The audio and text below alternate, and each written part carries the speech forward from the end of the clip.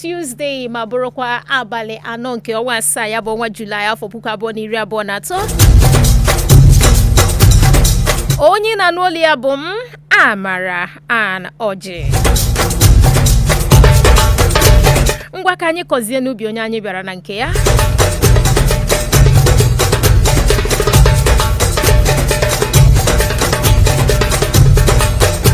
Onye isi ala Bola Tinubu akpọkuola ndị isi ọrụ ahụ akpọlitere ọhụrụ ka ha jikọọ aka nyụọ amịrị n'ihi na ọrụ karịrị akarị bụ nke a ga-arụ n'obodo Nigeria. Ka ọ bụ n'oge onye ndụmọdụ nchekwa ọhụrụ bụ Nuhu Ribadu bịara kpọtụrụ ya na ndị isi otu ọrụ dị iche iche nke mbụ ha dịka akpọlitere ha n'abalị 19 nke ọnwa isii ya bụ ọnwa Juun afọ 2023 ka ọ nọrọ nye ha ya bụ ndụmọdụ. Ka ọ dị onye ndụmọdụ ahụ gwakwara ndị nta akụkọ na Tinubu kwere ha nkwado n'oge ahụ ha nwere ya bụ nzukọ. Ribadu sikwara na ha onwe ha kwekwara nkwa nrụsi ọrụ ike wee nye Tinubu na ndị Nigeria.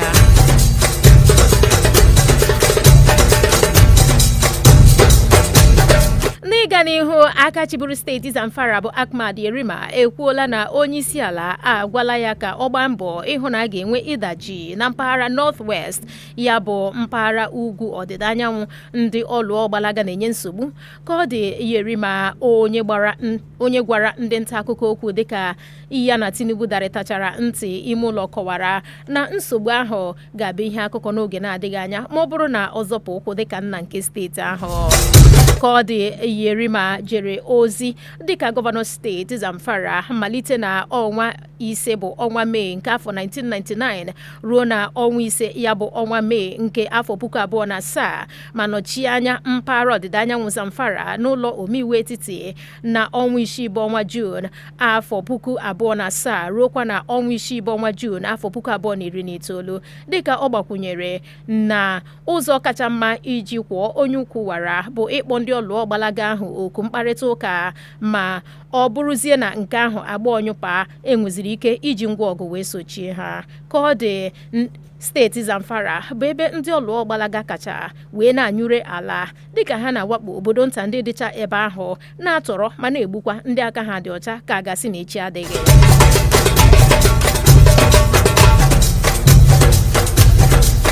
N'ịga n'ihu, ụgbọ mmiri ndị agha atọ mba China awụchala n'ọba nkwụsị ụgbọ mmiri dị na steeti Lagos ebe ndị agha jupụtakwara na ya bụ ụgbọ bụ nke onye nnọchite anya mba China nye Nigeria sonyere dịka ọ kọwara na ha bịara ịkpọtụrụ Nigeria n'iwulite ọdịmma dị n'etiti ha na Nigeria. Ka ọ dị, onye nnọchi anya ahụ bụ Shi Jianjun kọwara na nleta ahụ bụ nke yiri ịdị na abalị 2 nke ọnwa Julaị ruokwa na abalị 6 nke ọnwa Julaị ga-enye aka ime ka nchekwa mmiri dị na mpaghara ọdịda anyanwụ Afrịka gbalikwuo.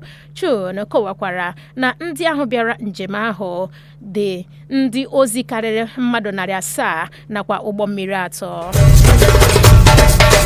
Ka ọ dị, onye ọchịagha ndị agha mmiri mpaghara ọdịda anyanwụ bụ Joseph Akpan tụrụ ya bụ mkpata ụrị dịka ọ kọwara na nke ahụ dabara adaba n'imezu oke n'ọrụ ndị agha mmiri. Ka ọ dị, ya bụ njem bịara dịka ndị ọrụ nchekwa mba United States nke America kọwara obi iko n'elu ha n'afọ gara aga nke bụ na China na-atụ atụmatụ ihiwe ebe nnọtụ ha maka ndị agha ha na mmiri Atlantic mpaghara ọdịda anyanwụ Afrịka. Ka ọ dị, China bụ ndị kacha eme ntụnye na mwulite akụrụngwa na Nigeria tinyere mgbasu egede ọba ndọba ụgbọ Lekki bụ nke mepere ọhụrụ na nso n'akụkụ Lagos.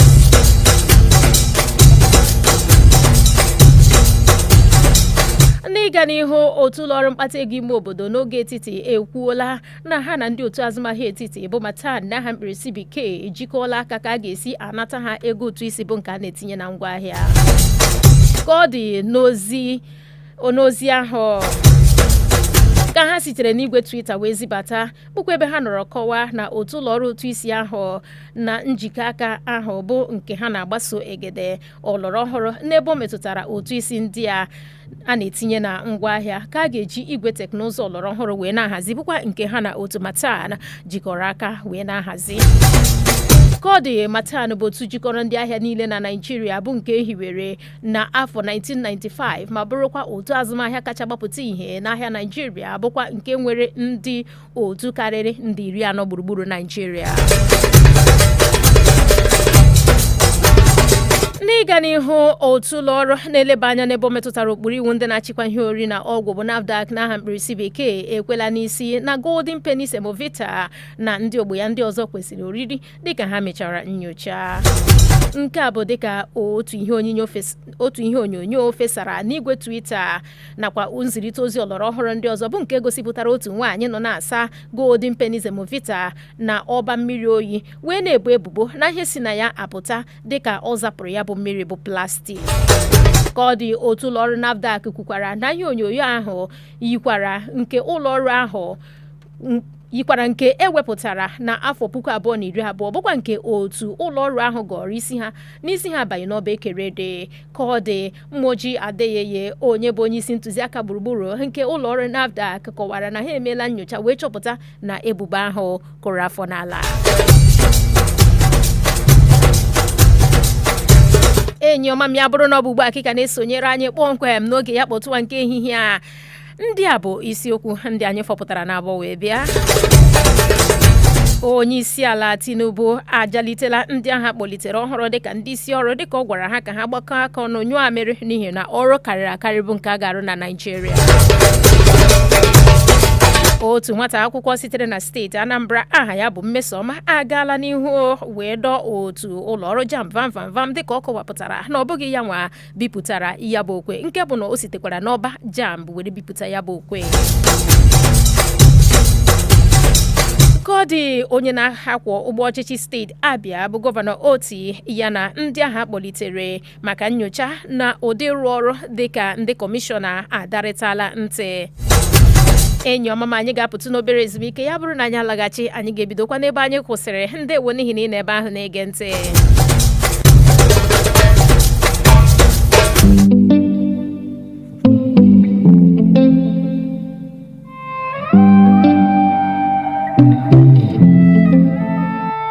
N'oge a ụkọ ihe isi ike ozi ọjọọ ụbịam na ihe mgbakasị ahụ jupụtara ebe niile, sonyere Amara n'oge IGBOEZUE maka akụkọ obi ụtọ ihe akwụkwọ akụkọ kwuru na ọtụtụ ihe omume ndị bụ ịgba maka ikutu ume ndụ nakwa inweta udo ahụ ị chọrọ kpọmkwem na Enyimba FM 94.3 Enyimba FM 94.3 nke a bụ nke anyị. Enyimba FM 94.3 nke a karịkwara redio.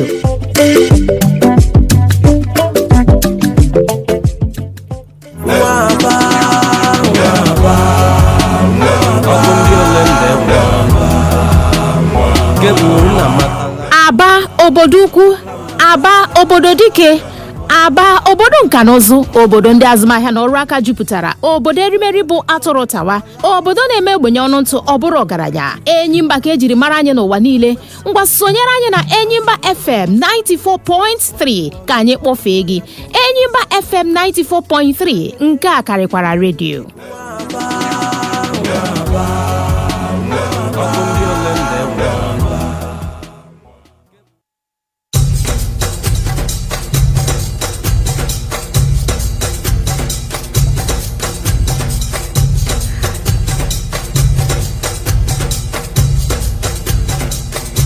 Ndewo enyi ọma m obi tọrọ m ụtọ n'ihi na ị nọ ebe ahụ wee chere ka anyị lọghachi. Ka anyị gakwa n'ihu n'akụkọ anyị ndị fọdụrụ.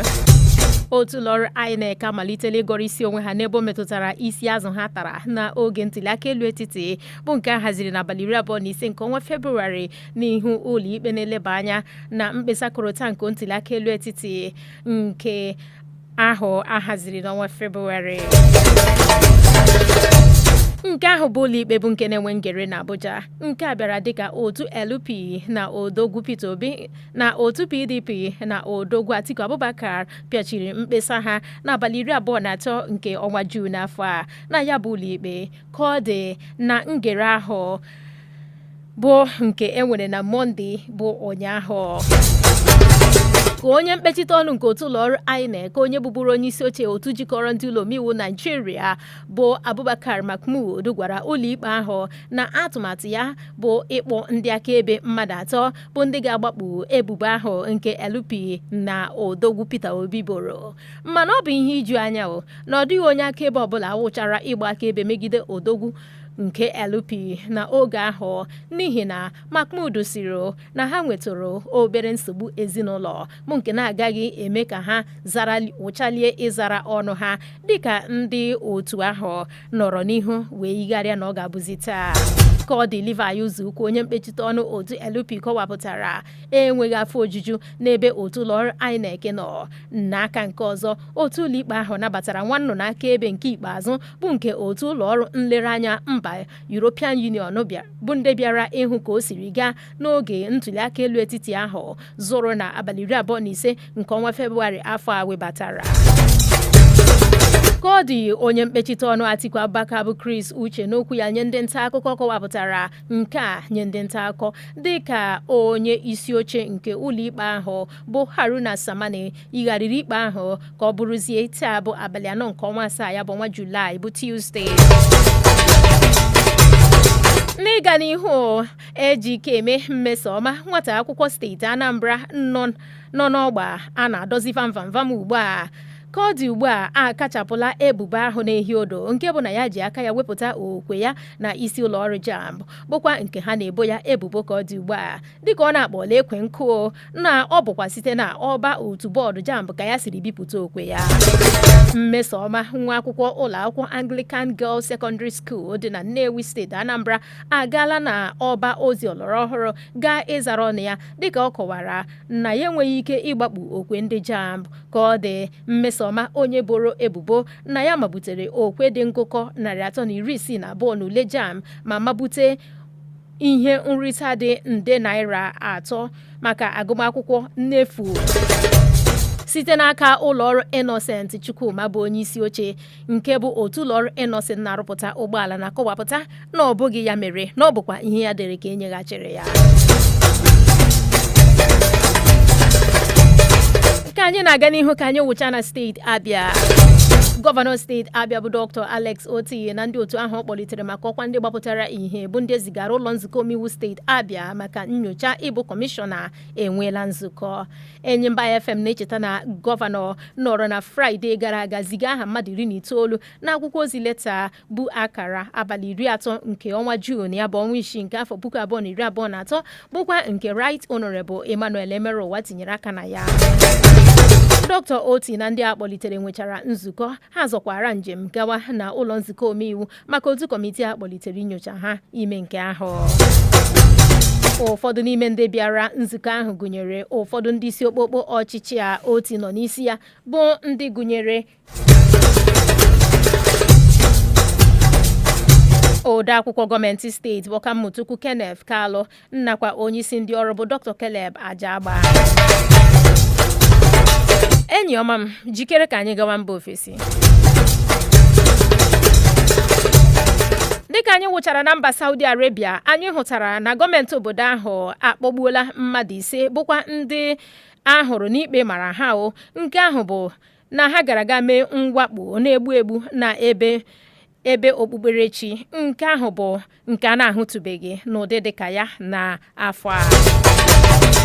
Ka ọ dị ndị ikom 5 ahụ bụ ndị gụnyere ụmụafọ mba Saudi Arabia 4 nakwa otu nwaafọ mba Egypt ka anwalere n'ebe o metụtara mwakpo ahụ bụ nke asịrị na akpọpụrụ ndụ mmadụ 5 ma merụọ ọtụtụ mmadụ ahụ bụ nke a na-agụtaghị ọnụ na mpaghara ọwụwa anyanwụ nke alaeze ahụ bụkwa ebe ndị isi okpokpo ndị gbapụtara ihe bi. Ka anwalere na ya bụ ụlọikpe dịka anwalechara ha achọpụtara na ikpe mara ha maka ọ dị ụlọ ọrụ ojiji ozi ime obodo nke obodo ahụ bipụtara akwụkwọ ozi ha emeghị ka amara mgbe e mere mwakpo ahụ ma ọ bụkwa na ụdị ebe okpukpere anọ wee mee ya bụ mwakpo. Ọ bụ ezie na ha emekwaghị ka amata ụdị a ga-eji kpọpụ ndụ ndị ahụ kpara ya bụ arụ mana n'alaeze ahụ a na-egbupụkarị